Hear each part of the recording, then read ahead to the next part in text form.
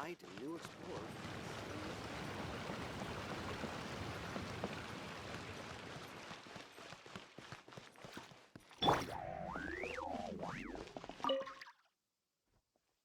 Ah, and just like that, she's left.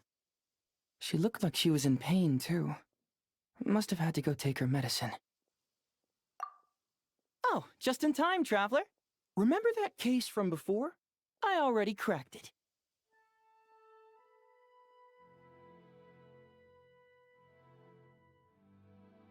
I suppose I can tell you the whole story.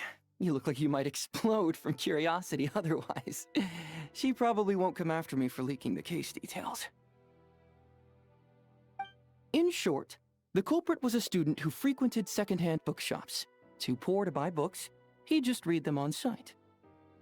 One day, he wrote a letter confessing his love to the girl he admired in secret and planned to slip it into her desk. But in the end, shyness got the better of him, and he retrieved it unopened. Dejected, he began to head back home.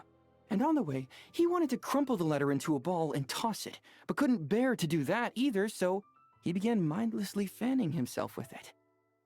Just then, he passed by a second-hand bookshop. So to distract himself from his problems, he decided to head in and finish the novel he'd started reading a few days earlier. After finishing The Flesh-Eating Tree That You Shouldn't Mess With, he returned home, only to discover that his love letter was nowhere to be seen. Exactly. He had accidentally used his love letter as a bookmark while reading. By the time he realized his mistake and returned to retrieve it, he found that the book had already been sold, and the shopkeeper couldn't recall the buyer's name. The poor kid must have been driving himself crazy, thinking, if anyone reads that, I'm done for. I've got to get it back, no matter what.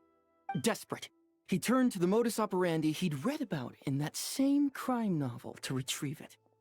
I don't know if it's because he's actually really talented due to the book's meticulous and detailed descriptions, or maybe because Inazuma City's been so safe lately that nobody bothers with basic precautions.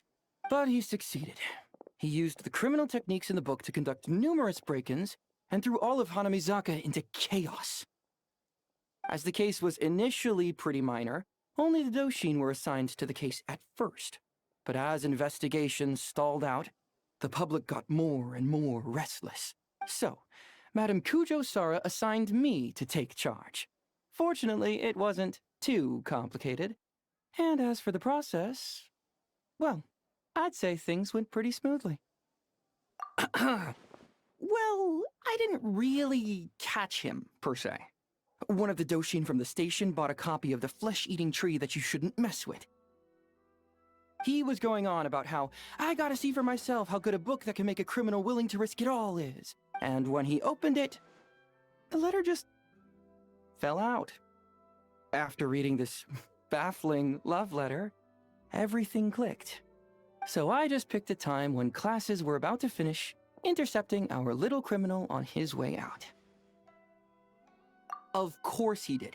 Turned tail and was about to bolt the second he saw me. So I just said, if you run, I'll show this letter to the desk mate you have a crush on. No sooner had I finished speaking than he meekly surrendered. It was a bluff. I'd never actually follow through with something that low. He might be a kid, but a crime is a crime. And crimes come with consequences. He'll have to take responsibility and pay all the restitution required.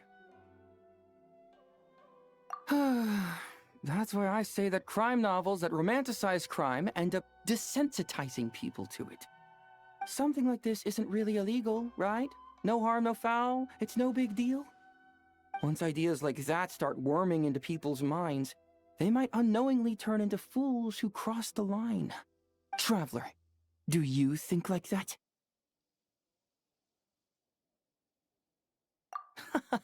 Really? It's okay if you do.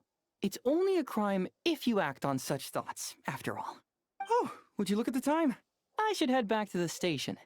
The pile of cases on my desk isn't going to solve itself. After a debacle like this, I'm sure it won't be long before Madame Kujo takes us all on another public safety lecture tour. Oh, let's just hope we don't have any idiot copycat criminals.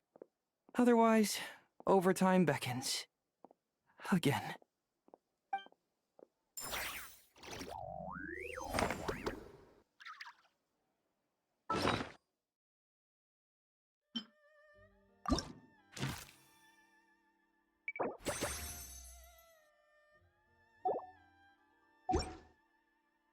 The water from the hot springs has magical powers to heal your body and soul.